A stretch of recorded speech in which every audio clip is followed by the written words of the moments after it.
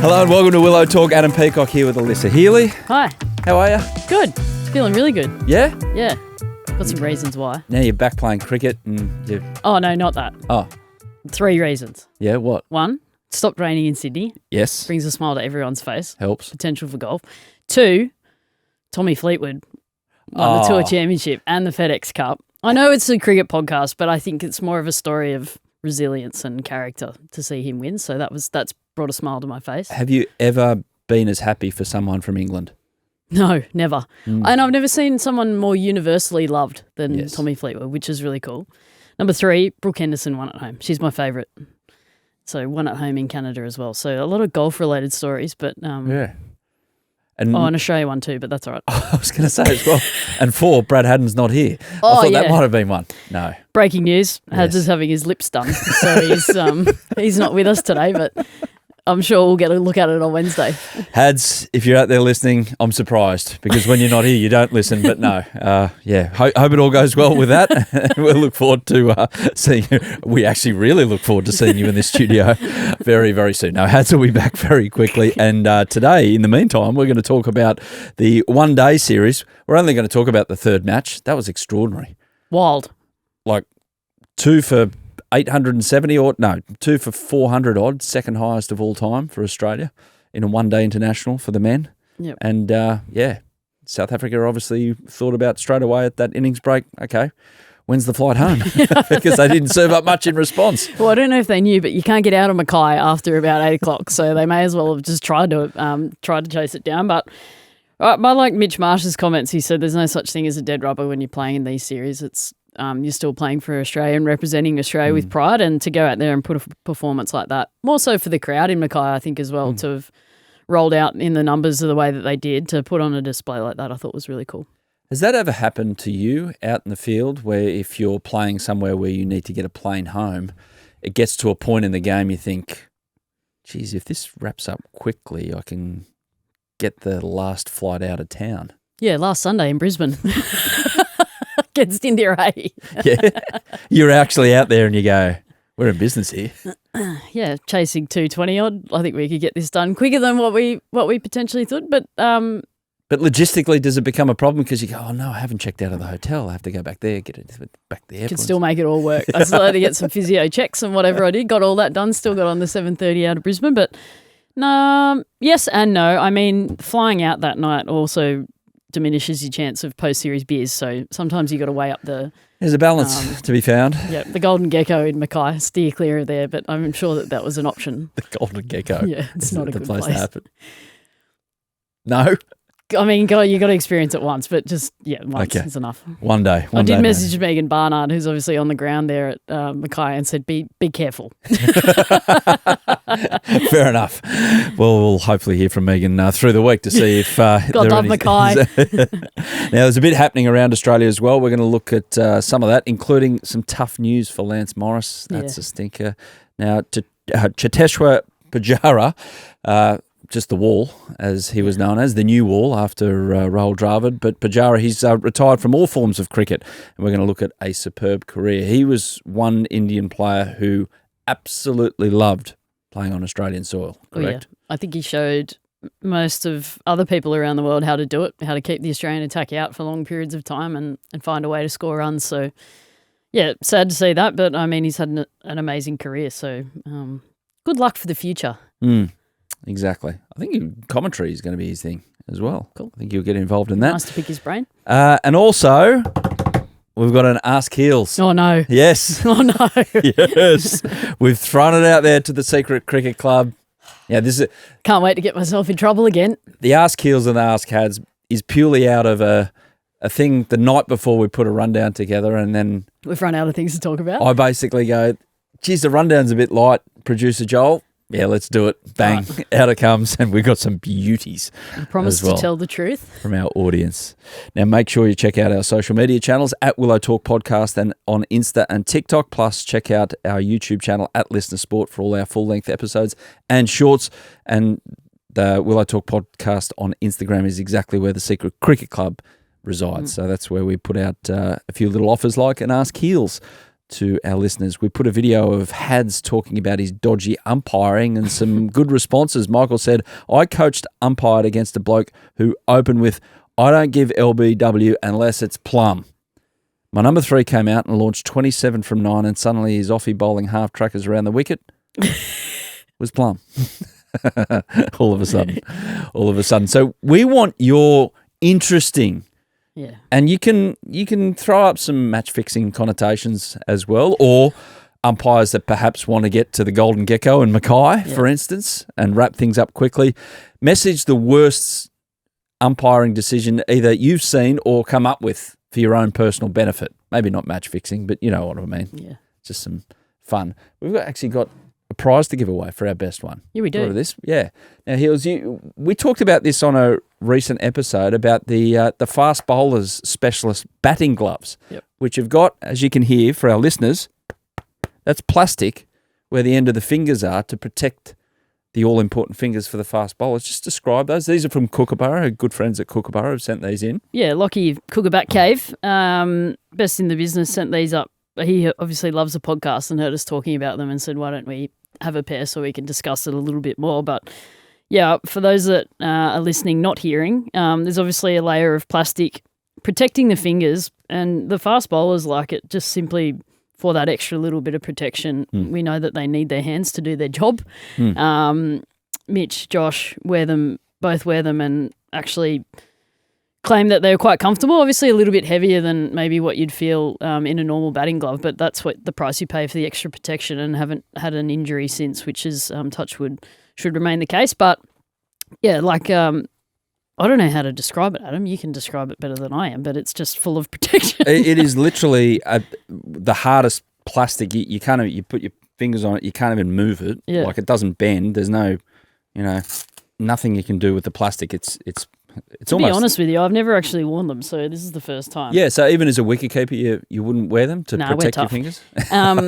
Tough, stupid, fine line. Yeah. No, so basically what they've done is when the normal finger protection, these ones are the old good old-fashioned sausage fingers, so they've basically snipped them in half. Yeah. And in between have just put a layer of, it's plastic, but it's like the it's really almost durable like fiberglass stuff. Yeah, in between. And that's enabled, that extra layer of protection so that if you are hit flush on the gloves like that, there's a whole layer of protection in between, the glove and your finger, so that helps, but also on the end here as well. So when you're kind of riding up with the short ball, a lot of the players sort of get hit on the ends. That extra layer is there as well. So they've done a great job.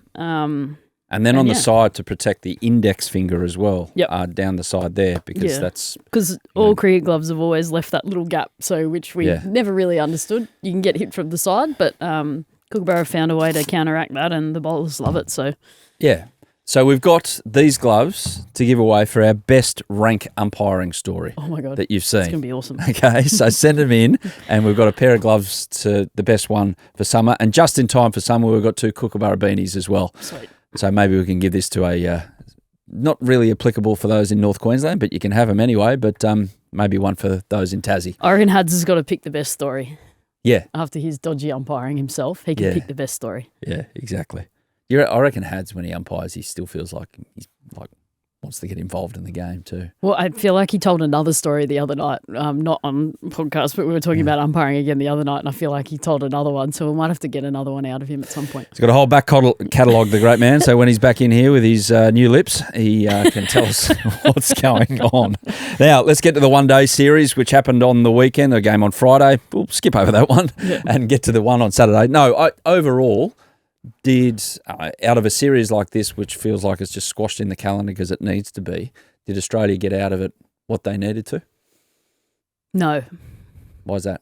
No, I say no because you could probably look at the last game and go tick tick tick. We've done a lot of stuff. People made hundreds, but I just don't think we batted well enough in the first 2 games. In particular, I thought our bowling's been pretty good. I'd say that was up to scratch. We got to trial some new guys. They've obviously been around the team a little bit, but the likes of Bartlett, Ellis coming in, Sean Abbott in the 3rd game as well. I thought they did an outstanding job. Cooper Connolly obviously got the best figures in one-day international from a men's spinner in the third game. So that's... I heard that on Monday morning, said on radio, and I went, hang on, ever? Yep, ever. What? Ever? So, I mean, that sort of stuff was really cool, but I still think we're searching a little bit with the bat, which, look, we probably squashed a few in the last game. Obviously, the boys just played with some freedom, and I think I don't know if that's what we've lacked. I think there was a few loose dismissals game 2, but, I mean, game 3 just showed how powerful we are, but not having Smith and Maxwell in there has left a few questions, which are still yet to be answered, I feel. And will only be answered until we get truly answered after the next World Cup, I'd imagine. Like Steve Smith is such a big part of any team, and obviously now that he's moved on, it's shuffle around to see who can replace. I think what it has shown is we're a setting side, and I don't want to say that and give everyone the insight, but I think with the lineup that we have, setting is exactly where we should be. We should be winning the toss and batting and putting big totals out there, because that's the way that I think that lineup play. When they win the toss and bowl and make us chase with that lineup, without Steve Smith, and this is no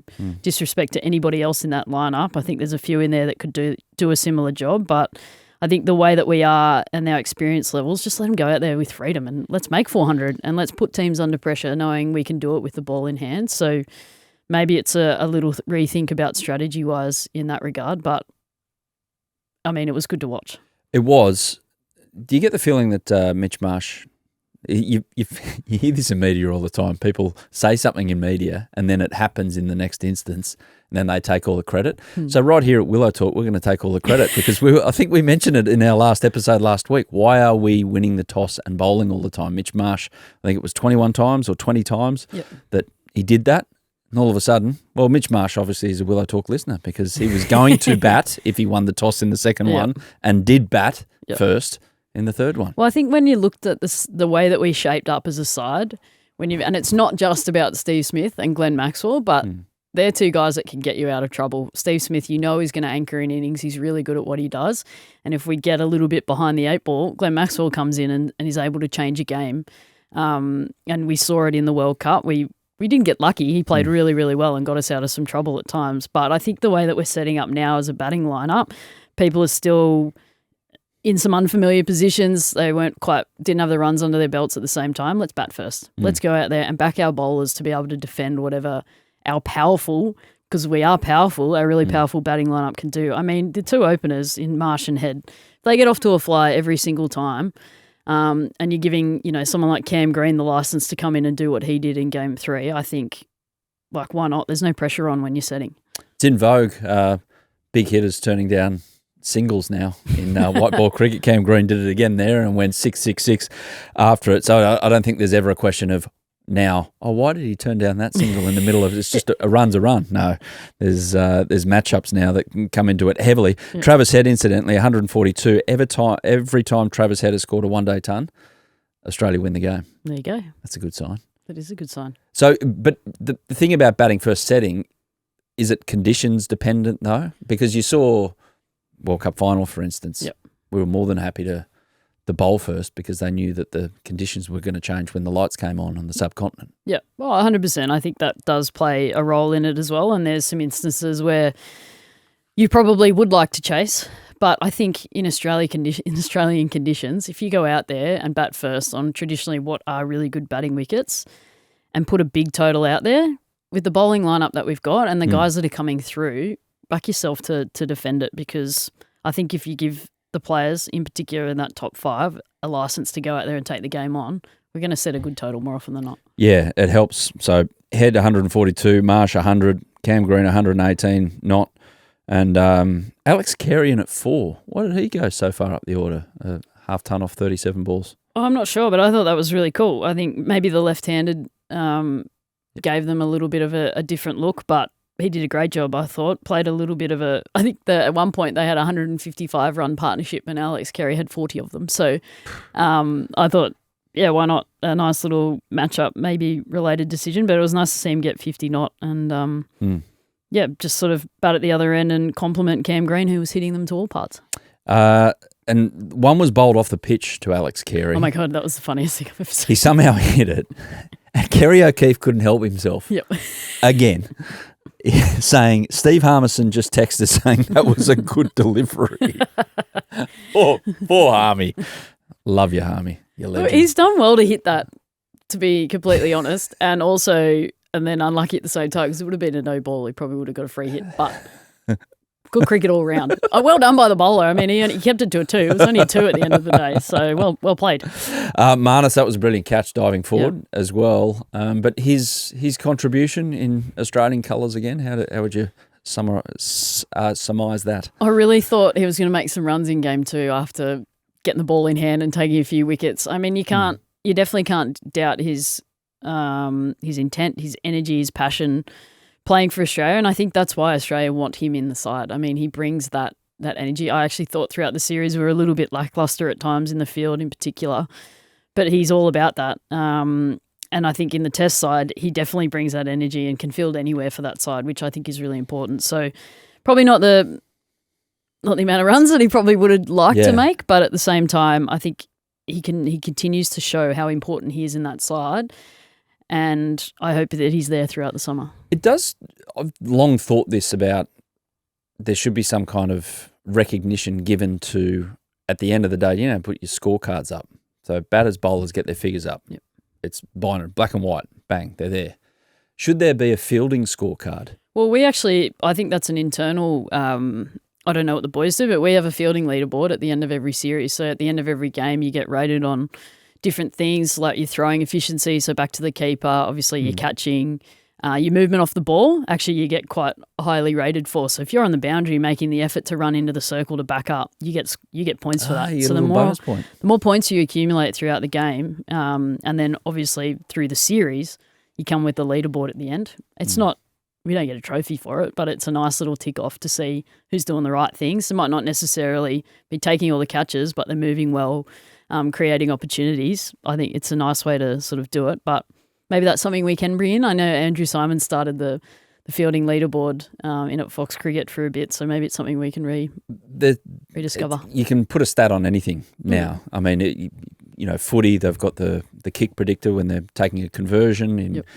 In soccer, they've got the expected goals algorithm. Like you think about the assists. Assists in most American sports, they get often a lot more of the credit than the person that scores the goal or takes the shot and gets the points. So you could bring that in. I think fielding plays a huge part in that. You have a look at how many dismissals take place after a really good fielding effort. Yeah. So maybe a 2's cut down to a 1 or a 3's cut down to a 2 and someone's on strike and we get a wicket next ball, and how much credit should actually go to that fielding effort.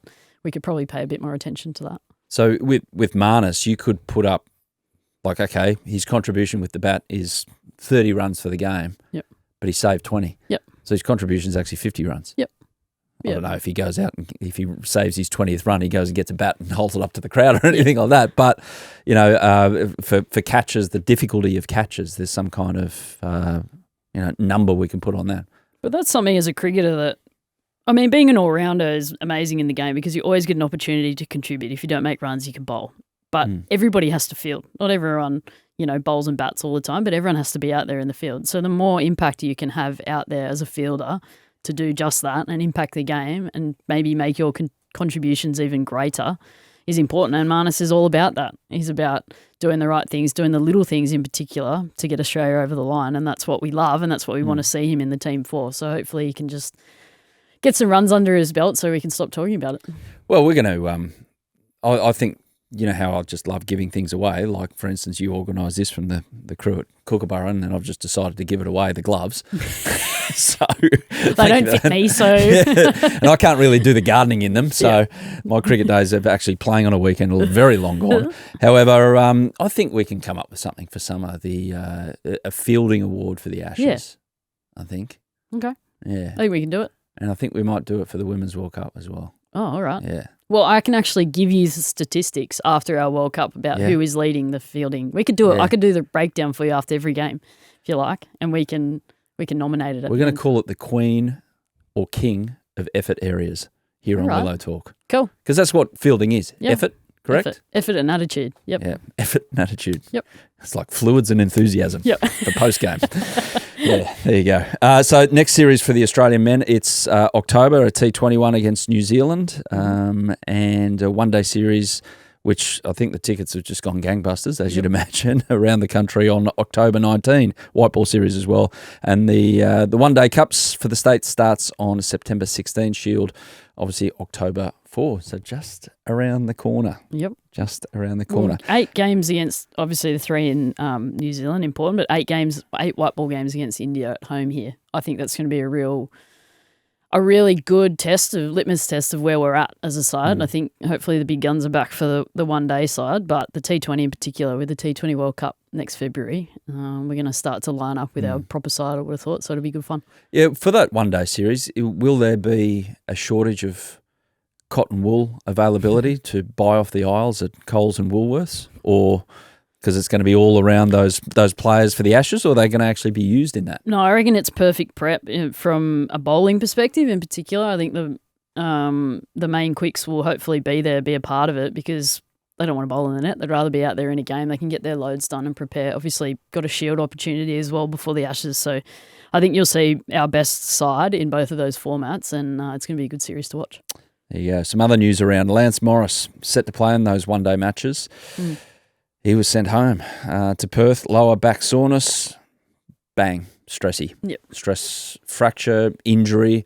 Apparently he's going to go to Christchurch to those dudes over there that do the special operation. Yeah. It's a shocker for Lance. Yeah, a bit sad. Obviously, like, everyone's loved what he's looked like he's going to bring to the Australian side, so it's a huge loss for him. Not everyone, the guys who have to face him in the nets, especially when he's fresh in the nets. The batters don't face the bowlers anymore anyway, so it's probably some poor netty.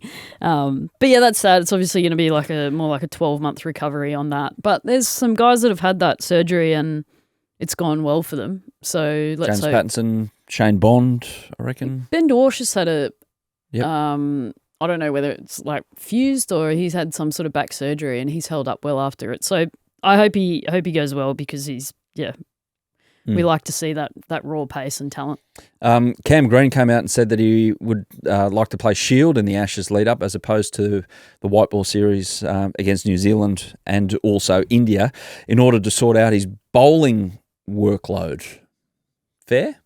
Because you're saying for the bowlers that it's ideal, because you got your 10 designated or 4 designated, but for Cam, playing Shield is a better option, just to come and go 3-4 over spells here and there. Well, I understand why he'd want to do that, but at the same time, I think we want to play our full strength side in particular. I'd say, in both formats. But if he's in our best 11 for the ODIs, I think he's probably got to play that against India. So it'd be interesting to see how that works around it. But yeah, I mean, it's good to see them wanting to play Shield cricket. I think it's important. Jake Weatherald, he'll be involved in that Shield bat-off for some of the spots available. What a term. It's every year. I feel like it's an every year thing at the moment. Jake came out and said he's enjoying his cricket like he did as a kid, which is great to hear. Obviously, he's talked about his issues in terms of dealing with being a cricketer in the past couple of months, and he's come out firing. The last 6 months couldn't have gone better for him. Hope to get Jake on the pod shortly. Jake, if you're listening. Oh, we're calling him out. Yeah. Come on the pod, Jake. Come and chat to us. Come and chat to us. No, we'll get him sorted.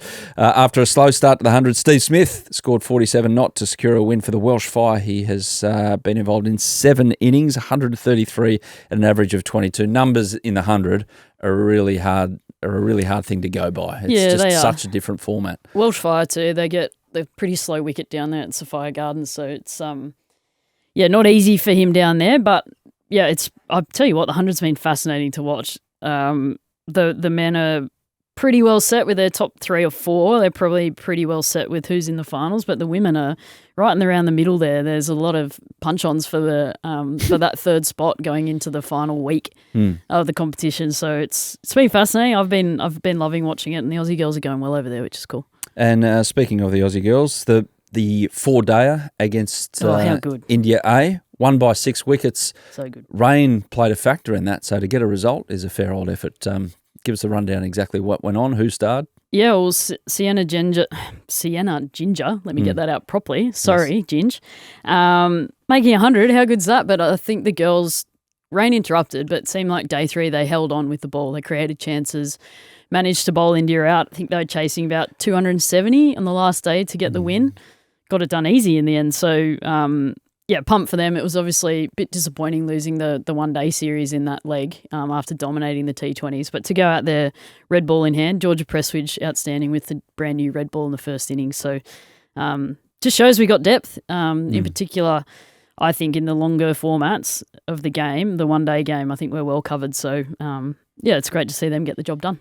No FOMO, or were you just happy to be commentating and watching footy and watching your man Tommy Fleetwood win golf tournaments? I was following it quite closely, so there was a little bit of FOMO, but at the same time, at 35, standing behind the stumps for 4 days wasn't overly appealing. But it was a good preparation for the summer.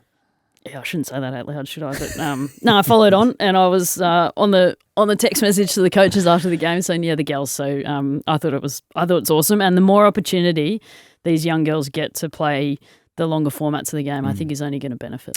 Now, later in the week, we're going to talk to Lisa Sthalekar ahead of the upcoming World Cup as well. So she'll join us on our next episode. So a deep dive there. I think she's taking a tour group over to the World Cup as well to support you girls. Yeah. Can I say girls? Does that sound bad? I'll say the boys. Ladies. So ladies, yeah. You can call us whatever you like. Okay. It's fine. Yeah, fine. Yeah. Well, within reason. Within reason. Chet Pujara. I'll let you know if it's wrong. Thanks. Yes, you will, in typical Healy fashion. Chet Pujara has announced his retirement from all forms of cricket at the age of 37. He was a big part of India defeating Australia in Australia for 2 series on the trot, 2019 and 2021, that remarkable series. Over 7,000 test runs, over 20,000 first-class runs. Top score of 206, only Indian to bat for more than 500 balls when he scored that 202 off 525 balls to bring about a draw in 2017. That's batting for 88 overs. Yeah, I don't have the mental fortitude to be able to do that. That's when you put it like that, that's wild. And he was a huge part about those 2 series wins against Australia because he kept that bowling attack out and drained them and made them work so hard. And I think by the end of it, they just stopped trying to get him out and tried to get the other end out because they just figured it was too hard. So interesting. I didn't realise he was only 37. I feel like he still had numerous years left in him. But if he does go down the media path, it'd be great to be able to pick his brain on cricket and batting in particular. I think it'd be awesome. Imagine just standing at the top of your mark, over after over, going, I have no idea how to get this bastard out because he just looks set. Well, it's funny because I always felt like he had such a big front pad, and I think a lot of people thought that and they were going hard in at that front pad, but he's just find a way to drop the bat in, get it down there right at the right time and just defend his off stump. It's just, he knew exactly where he was at. He was really comfortable with his technique. He knew how to keep the ball out, which is the most important thing in Test cricket. But he's also able to bat long periods of time, which is tough in the modern game. So, I love watching him play and, sad day, I guess, in cricket, but I guess not all surprising at the end of it. Given every young cricketer around the world, especially from that part of the world now, is fed a huge diet of T20 cricket, are we ever going to see many like him again? I won't say we'll never see anyone like him, but there won't be many off the production line. I wouldn't have thought so. I think more often now it's how do I score? And you still look at Test cricket now. We spoke about it last summer. Like McSweeney came in and sort of got stuck. Marnus came in, got stuck, and all we spoke about was they need to look to score first. Whereas I think that conversation has changed over the years. It probably used to be how do we keep them out? How do I bat for long periods of time? So no, I don't think we necessarily will see someone like that again. But you think about the guys in world cricket at the moment who play similar sorts of roles. Joe Root, for one, springs to mind. Steve Smith springs to mind in our group. They play a similar sort of anchor role and let the guys sort of flourish around them, which I think is a really important role.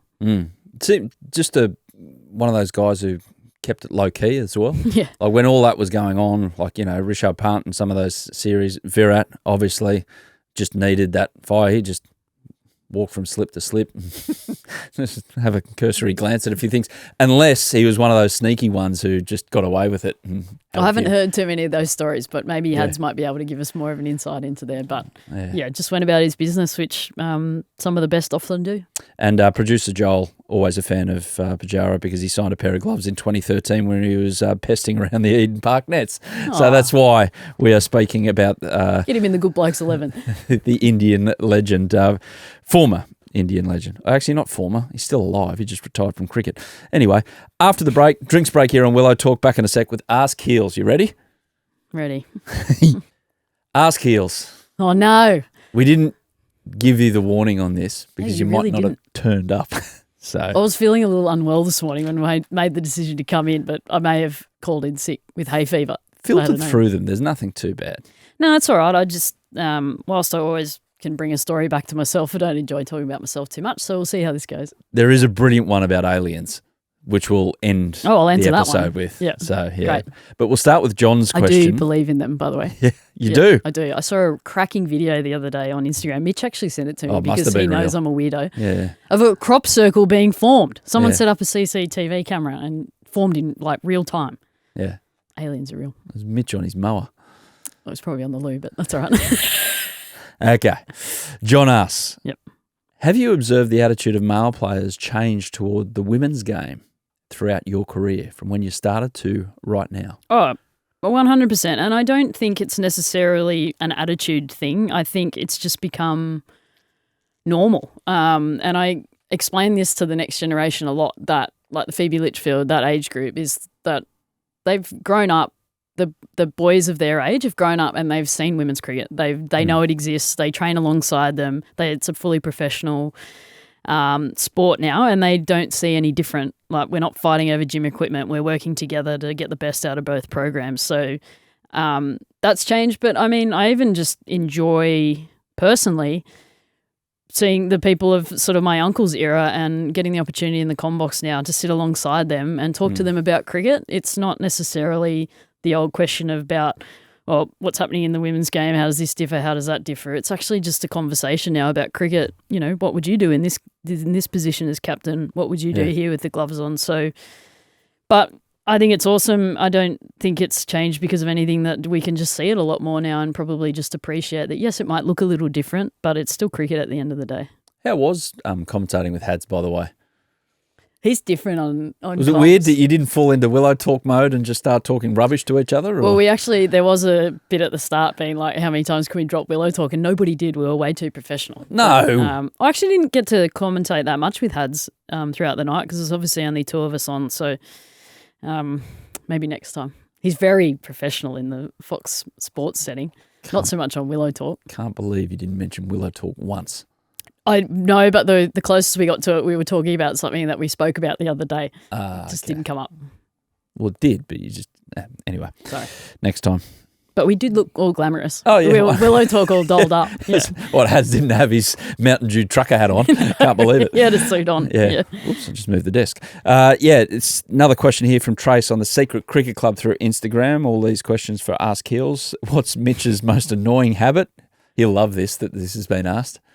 Apart from the fact that he snores, you know what annoys me the most is like when I come home from tour or away for a couple of weeks, I come home, he starts a lot of hobbies, doesn't finish them a lot of the time, but leaves everything out in case he might finish it.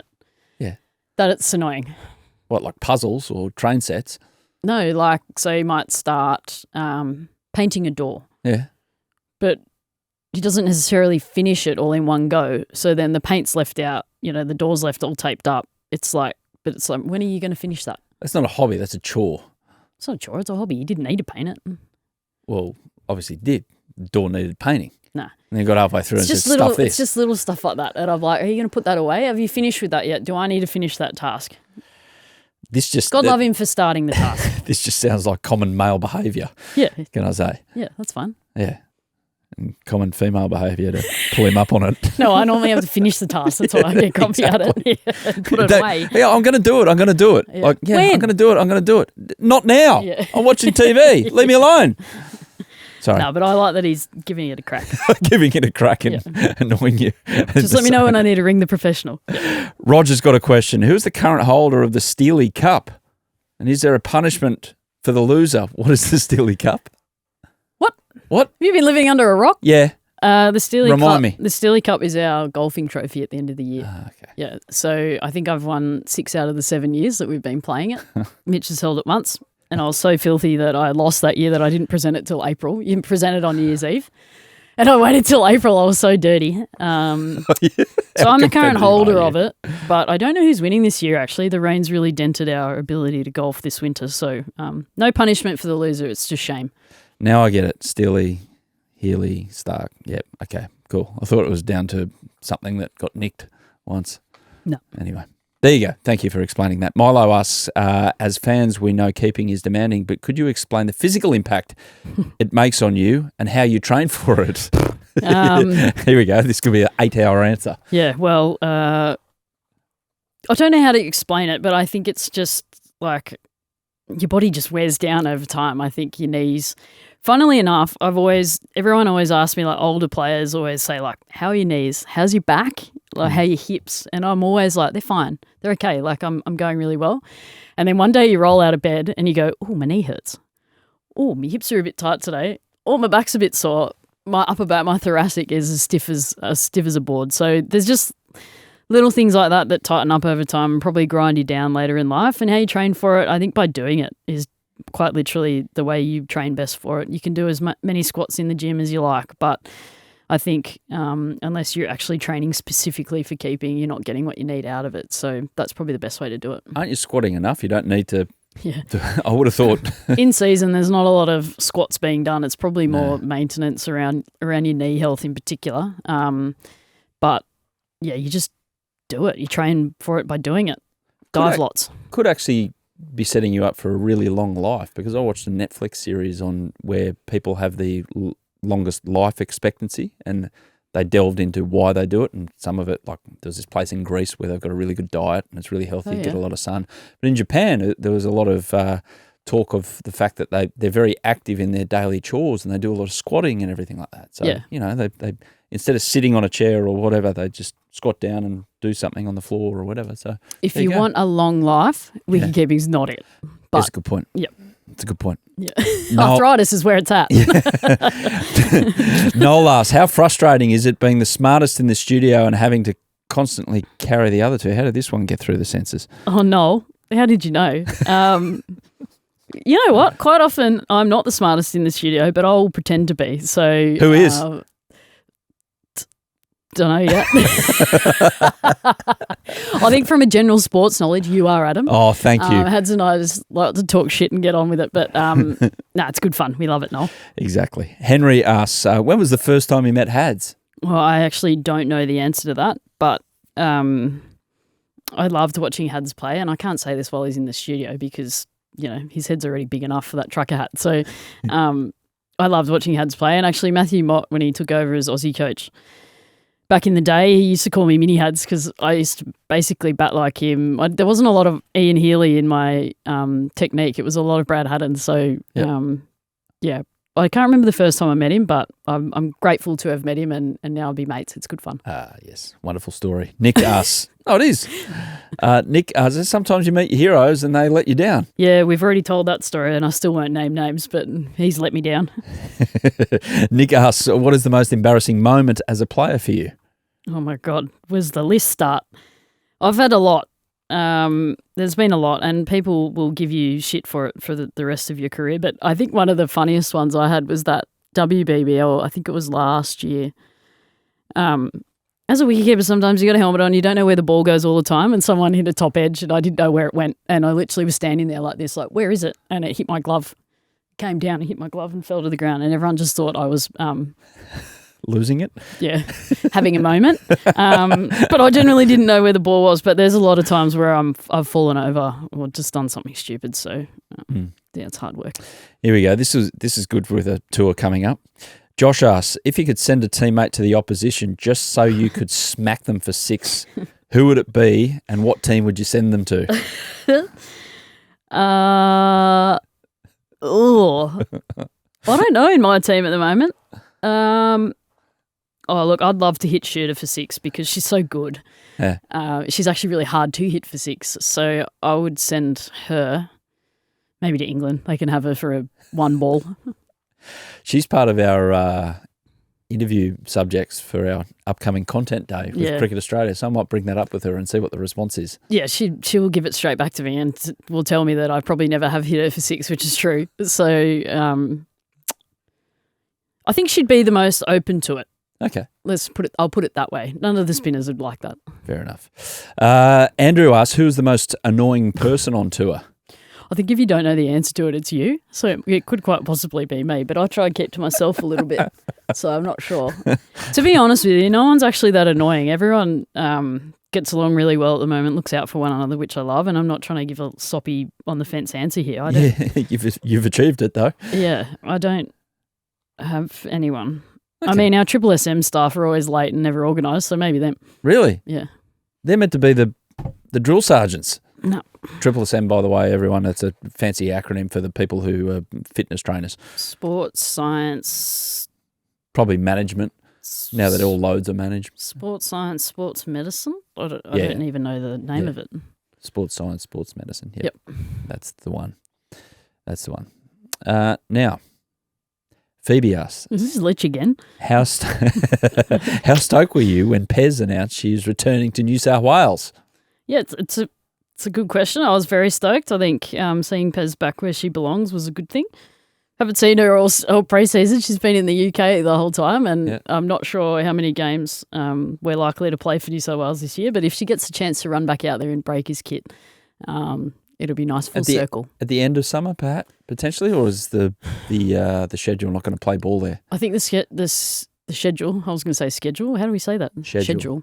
Schedule is American. Schedule is Australian English. Well, the schedule doesn't look that great for that, but you never know. There's an opportunity in January if you're not over in India, so we'll wait and see. But it's nice to see her back in Breakers colours.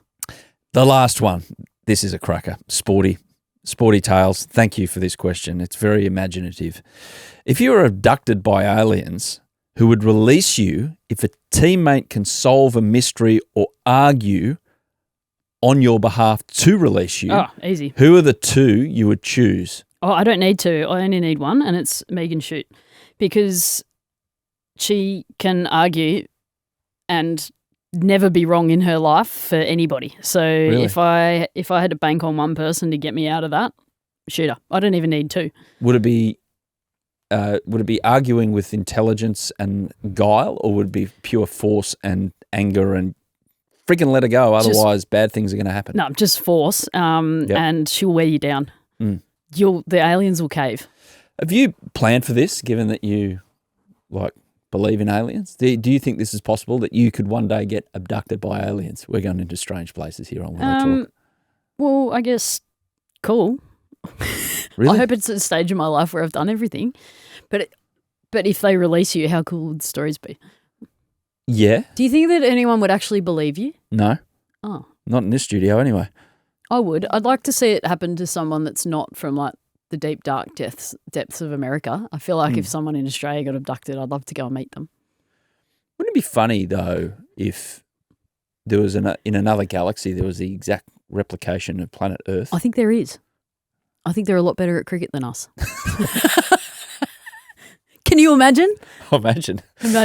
Yeah. We should have a Galaxy games. World Cup. Yeah, Galaxy Games. Right. Okay, we've got into the paranormal here on Willow Talk, which probably means... I'm a believer, so it's fine. It's all good. Something I learned about you today that I didn't quite know coming in. I love those shows. Mitch just rolls his eyes, but I love all of them. And he's like, oh, what junk are they come up with today? I'm like, they've caught a spirit. They can hear them, whatever it is. I believe in that. It's awesome. Okie dokes. Good times. Before we really get rolling on that, we might end the episode. Ask Heels, that was that one for this time. Thank you for that. Hey, thanks for having me. See you later in the week. Yeah, see you never.